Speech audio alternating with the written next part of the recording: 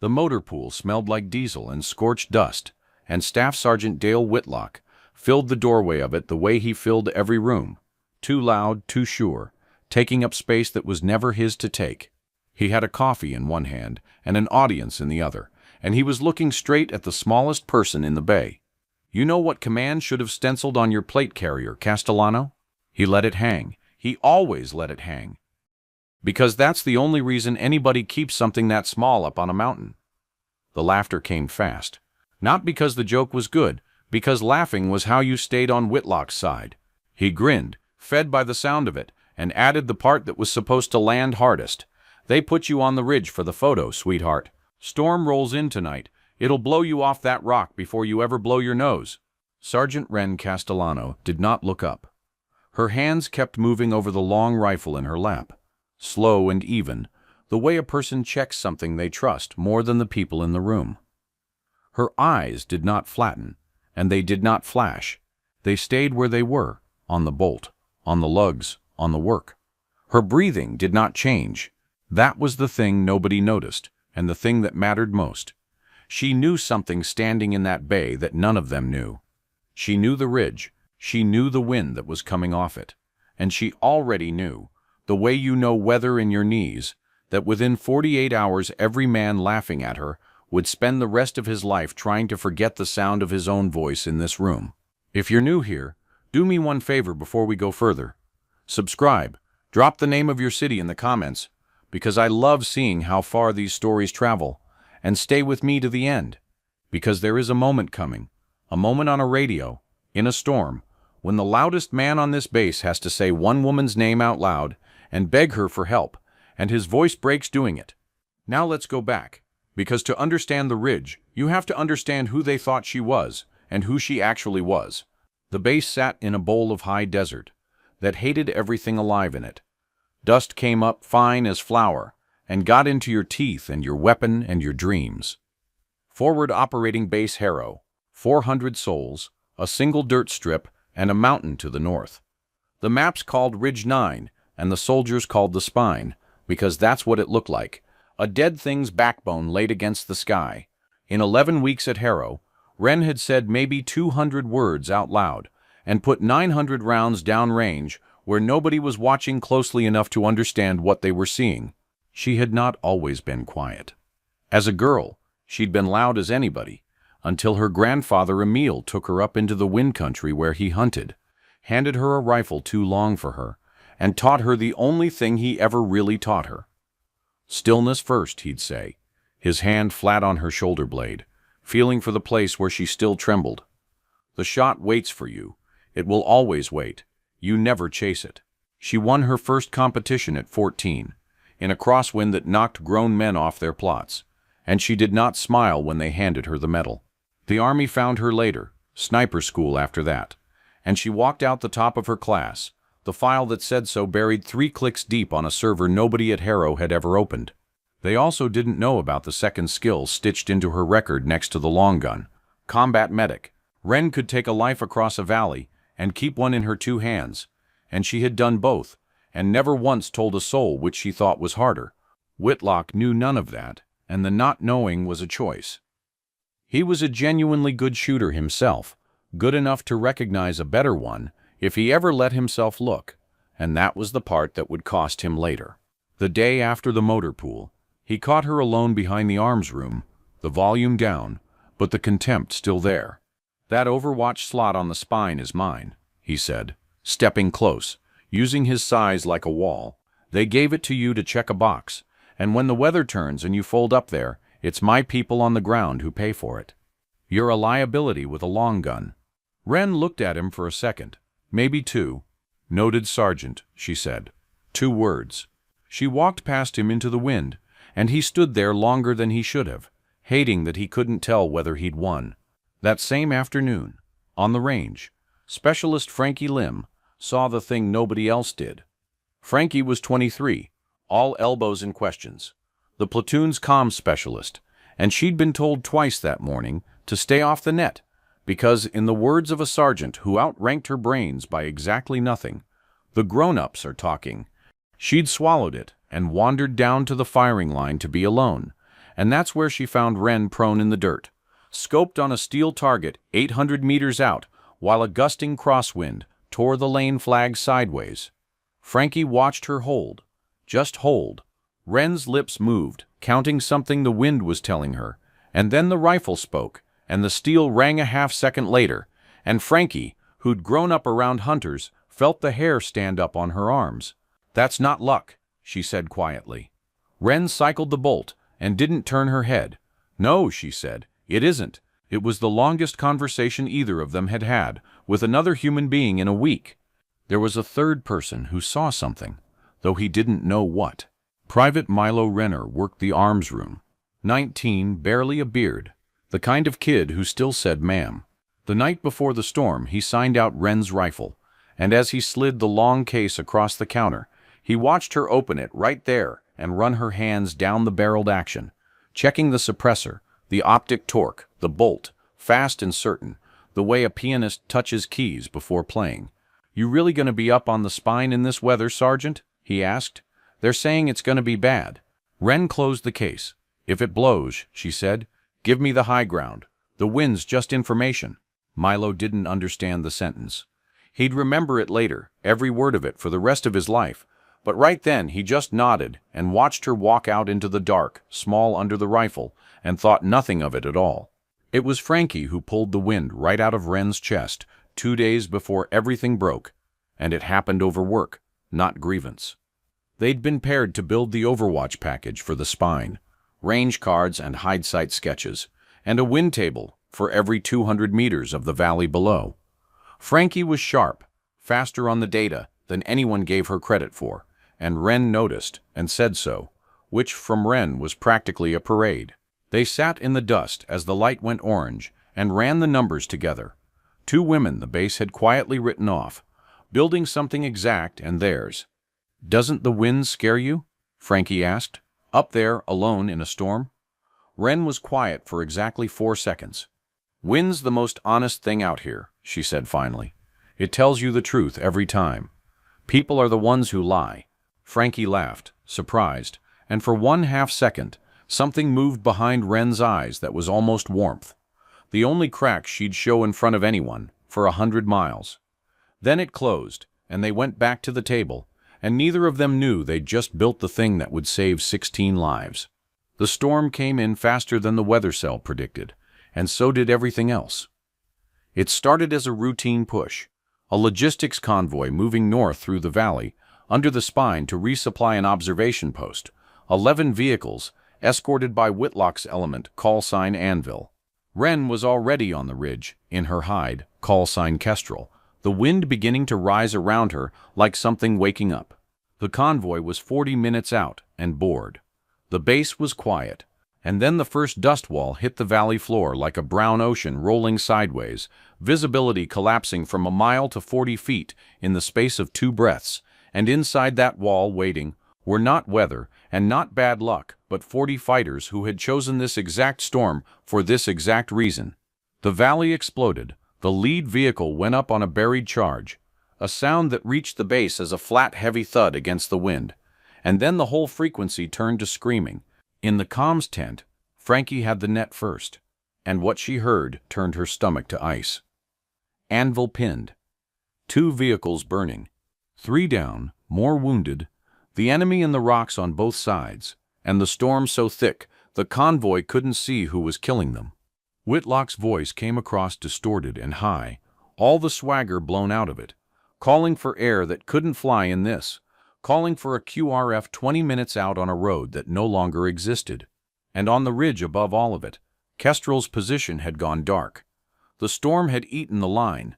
Captain Sayer arrived at a dead run, and he made the call that cost him something, though he didn't know yet how much. "Where's our Overwatch?" he said. Frankie's hands shook on the dials. "Sir, the spine element went off the net when the storm hit. We can't raise Kestrel." Sayer closed his eyes for 1 full second. He had used Wren's wind tables in 3 briefings without once saying her name, and now the name was the only thing that might matter. "Keep trying," he said, "and get me Anvil 6. He had put the smallest soldier on the highest rock, and now he needed her to be alive. Whitlock did not want to say it. You could hear, across the worst comms in the world, the exact moment a man's entire understanding of himself began to come apart. He had a wounded soldier, bleeding out against a tire, and rounds walking across the hood of his vehicle. And the storm screaming, and no air, and no road, and the only thing left above him on that mountain was the person he had called ballast, in front of 8 laughing men. The net went quiet for a long beat. Just whined, just static, just the wet rhythm of a man breathing hard through his teeth, and everyone listening knew what the silence was. It was pride dying. When he finally keyed up, his voice had a crack in it that no storm put there. Any station, this is Anvil 6. A breath. I need Kestrel. Another breath. Worse. I need Sergeant Castellano on the high ground right now, and I need her to be. The transmission broke. In the comms tent, Frankie stopped breathing. Sayer turned slowly toward the radio. 2 soldiers by the door, who had been in the motor pool that day, who had laughed, went absolutely still, their faces gone slack, because the loudest man any of them had ever known had just said that woman's name like a prayer he didn't deserve to make. And then they tried to reach her. Kestrel. Anvil. Kestrel. This is Anvil. How copy? Nothing. The wind. Kestrel. Anvil 6. If you have us, key your handset. Static, long and dead, the kind that fills a room. Kestrel. Frankie's voice cracked into the net now. Off protocol. Not caring. Ren, please. Come up, please. And there was only the storm answering. 3 seconds. 5. 8. An eternity that stretched until the men in the tent began, against their will, to believe the ridge had taken her. They thought the storm had blown her off the rock. They were wrong about that the way they'd been wrong about everything. Because Ren Castellano had not been blown anywhere. The instant the ambush opened, she had broken her own hide, low-crawled forward off her marked position, and down the back of a finger of rock the enemy had left uncovered, repositioning 200 meters forward and below, past the line the friendlies thought of as safe, until she was no longer above the fight. She was inside it. She had gone, in the oldest sense of the words, behind their lines, and she keyed her handset. Anvil. Kestrel. 2 words. Flat, clean, no fear in them at all. Clipped down to clinical precision, and the contrast hit the net like cold water. I am repositioned forward, southeast finger. I have eyes through the dust. Hold what you've got. I'm working. In the tent, nobody moved. The voice on the radio was not the voice of ballast. It was the voice of someone who had done this and worse, and the men who had laughed felt the floor tilt under them. Down in the valley, Whitlock pressed his back against a smoking tire and looked up into the brown roar of the storm and let out something between a laugh and a sob. On the southeast finger, Wren settled the rifle into the rock, found her natural point of aim, and let her grandfather's voice come up plain and close in her head. Stillness first. The shot waits for you. The wind was a living thing now. 18, 20 knots gusting. Full value, raking right to left across the valley, and she read it the way Frankie had watched her read it on the range. Lips moving, counting the truth. She found the first fighter through a thin tear in the dust, a machine gunner working the convoy from a rock shelf at 400 meters. And she breathed out, and she pressed. The rifle spoke, and it did not crack like a carbine. It was deeper than that. A heavy concussive thud that the storm swallowed almost whole, and 400 meters away, the gunner folded over his weapon, and the gun went silent. 1. She cycled the bolt, brass clinking against rock, found the assistant gunner reaching for the gun, and pressed again. 2. The enemy had no idea where it was coming from. The suppressor and the storm ate the sound and scattered it, and the wind tore the muzzle signature to nothing, so that men began to die along the rock line with no direction to shoot back at, just the dust and the screaming, and their own falling. 3 came off a ledge. 4 dropped behind a boulder that wasn't as thick as he thought, and the round went through the edge of it in a spray of rock chips and took him anyway. The valley's acoustics did strange things, the report bouncing off the canyon walls so that the survivors couldn't agree where the threat was, and Whitlock, hearing it, understood with a lurch of his whole body that the overwatch he'd mocked was now the only reason any of his people were still alive. 5. 6. The count climbed, and on the net, Wren's voice stayed level. Anvil, your left flank is thinning. Push your wounded to Vehicle 4, I have that side. Then the enemy got smart, and the easy part ended. A fighter on the western wall had been watching the dust, not the rocks, watching for the place where the storm swirled wrong, the small hot disturbance a muzzle makes even when you can't hear it, and he found her. The first burst came in low and walked up the finger toward her, and the world went very slow. Wren heard them before she felt them, the supersonic crack of rounds splitting the air, a hand's width over her shoulders. Then the flat, hard slap of bullets hitting the rock she lay against, spalling stone into the side of her face in a hot, stinging wash. She felt the pressure change of a near miss go through her teeth. She tasted copper and grit. A round skipped off the boulder by her cheek and screamed away into the storm, and she had maybe 2 seconds before the gunner corrected and walked the rest of the burst directly into her body. She did not freeze. She did not flatten and pray. She rolled left off the position the instant the rock told her she was found, came up behind a lower shelf as the next burst chewed the exact space where her head had been, and she made the western wall the most important thing in her life. She found the muzzle flash through a seam in the dust. 800 meters now, the wind quartering and gusting, and Emil's voice came again, steady, unhurried. The shot waits. She held, she let the gust pass, and in the half-second pocket of calm at the top of the cycle she pressed, and 800 meters away, the gunner on the western wall stopped existing. She moved again, because a position that's been found is a grave, and the count kept climbing in the gaps. 8. A runner trying to flank the convoy. 9. The man who picked up the western gun.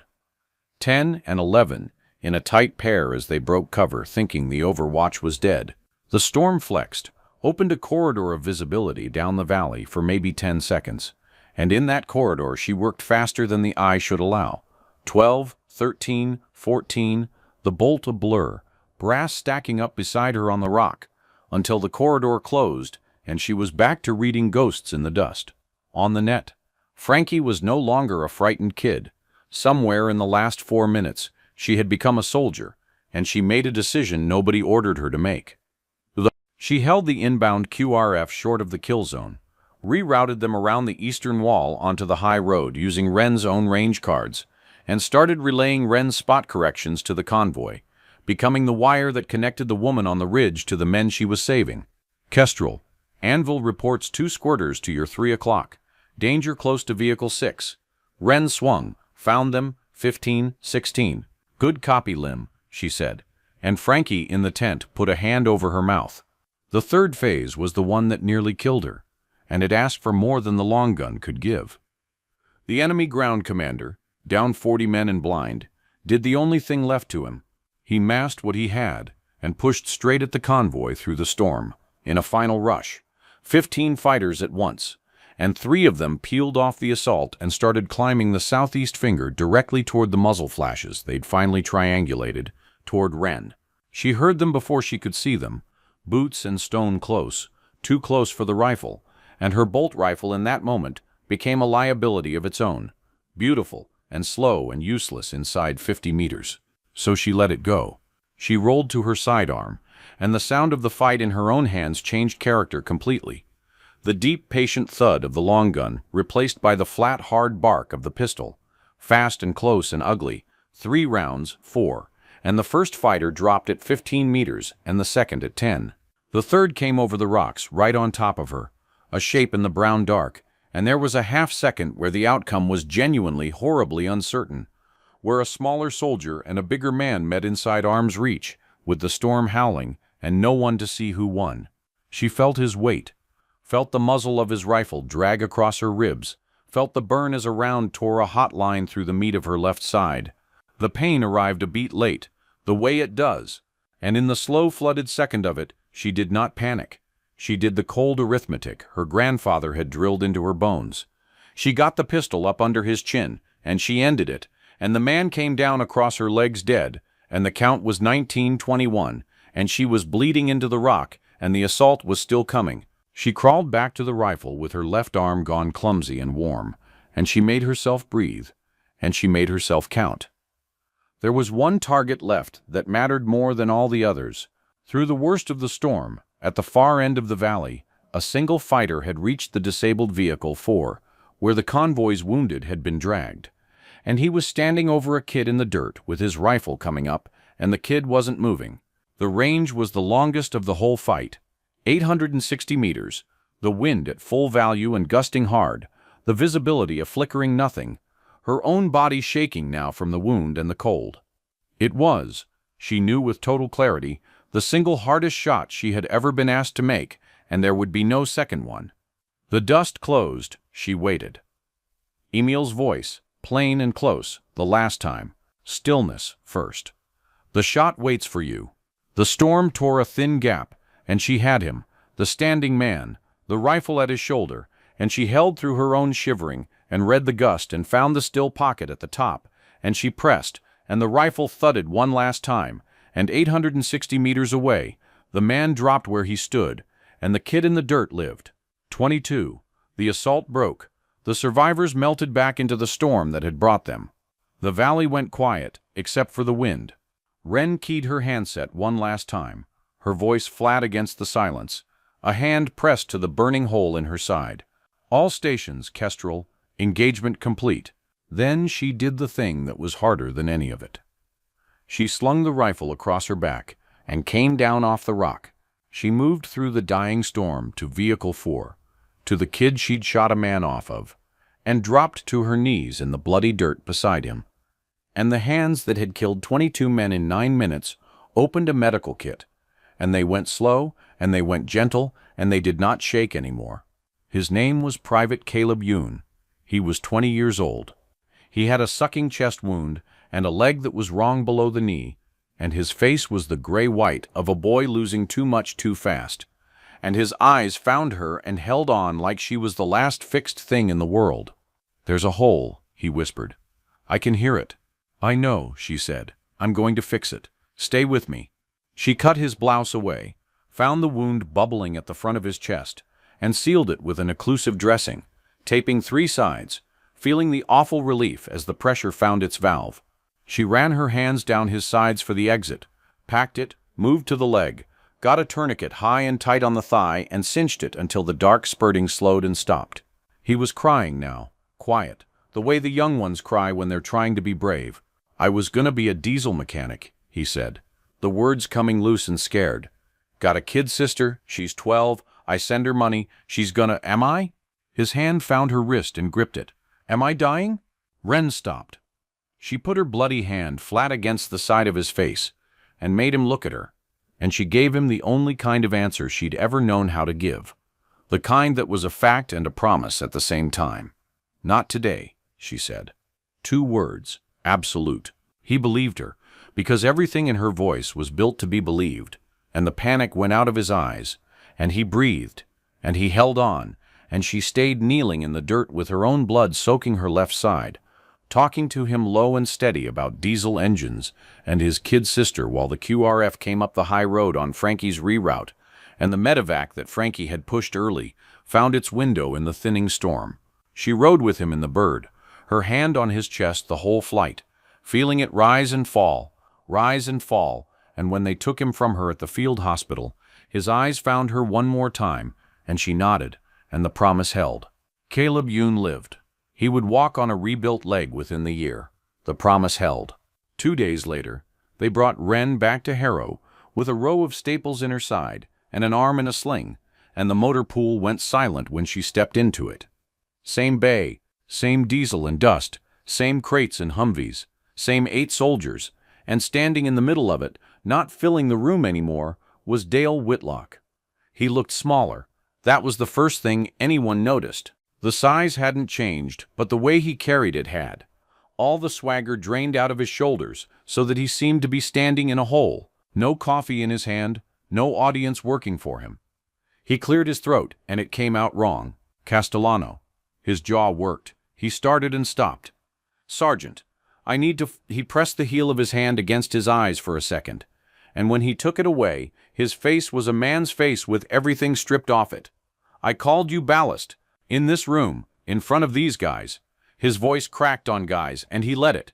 "And then I got my people shot to hell in a valley, and the only reason I'm standing here, the only reason any of us are, is the soldier I said that to was up on that rock, being 10 times what I ever was. He swallowed hard, his whole body fighting it. It wasn't a tactical mistake. I want to be clear. It was bigger than that. I looked at you and decided what you were, because it was easy, and it made me feel big, and I was wrong about everything, all the way down. I'm not. He stopped, started again. I'm not asking you to forgive that. I don't think you should. He stood there with his hands open at his sides, a large, loud man, who had just dismantled himself in front of the men he'd taught to laugh, and he waited. Wren looked at him for a long moment. Then she said 2 words, flat and clean. The radio still in them. Copy that. It was not forgiveness, and it was not vindication. It was a receipt. It was enough. Whitlock nodded once, and something in his chest let go, and he had to look at the floor. Captain Sayer found her alone the next morning, by the range, where she'd gone to be away from people, and what happened there happened slowly. He came up beside her and did not speak right away. He looked out at the steel targets in the lane she'd shot the day Frankie first saw her, and then he did something a captain almost never does in front of a sergeant. He sat. He lowered himself onto an ammo crate so that his eyes were below hers deliberately, and stared at the dead flat range for a long time, and you could watch a man arrive at a hard truth in real time. He closed his eyes. He opened them.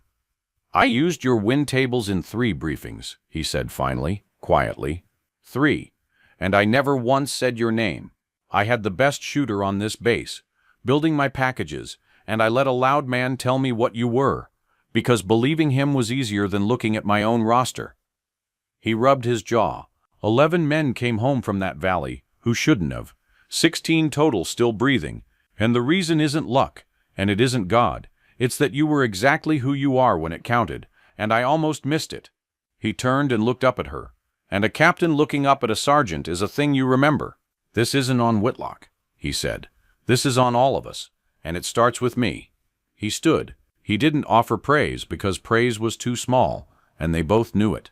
He gave her 4 words, soldier to soldier, plain as a stone. You held the ridge. Then he told her the rest, the part that was action and not words.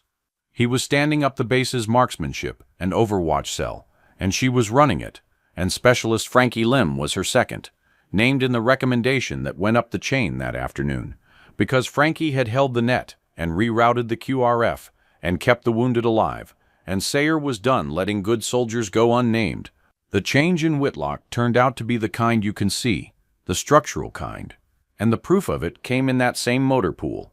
A week later, when a brand new private, fresh off the bird and ignorant as a fence post, made the mistake of telling a joke he'd half heard.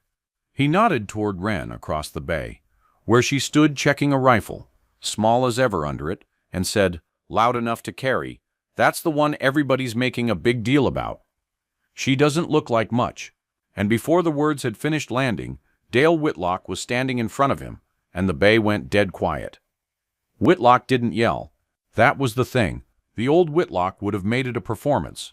This one put one hand flat on the private's chest and walked him back a step, and when he spoke his voice was low and level, and carried anyway. "Let me tell you about not looking like much," he said. "I had 2 trucks burning, and my people dying in a sandstorm, and I got on a radio and begged that soldier for help, and she came down off a mountain alone, and put down a whole assault element, and then knelt in the dirt and saved a kid's life with her bare hands while she was bleeding from a bullet wound nobody knew she had." He took his hand off the private's chest. "You're going to shut your mouth about Sergeant Castellano, and when she runs the range, you're going to stand where she tells you, and shoot how she teaches you, and one day, if you're very lucky, you'll be half what she is." He turned and crossed the bay and stood beside her, where he had once stood against her, and he did it on purpose, and everyone saw it. Milo Renner saw it too. The Arms Room Kid was in the bay that day, and he came up to Wren after, turning his cap in his hands, 19 in earnest, and he said the simplest true thing anyone said in the whole affair. "Sergeant, the night before, when I signed out your rifle, you said if it blew, give you the high ground. The wind's just information. I didn't get it."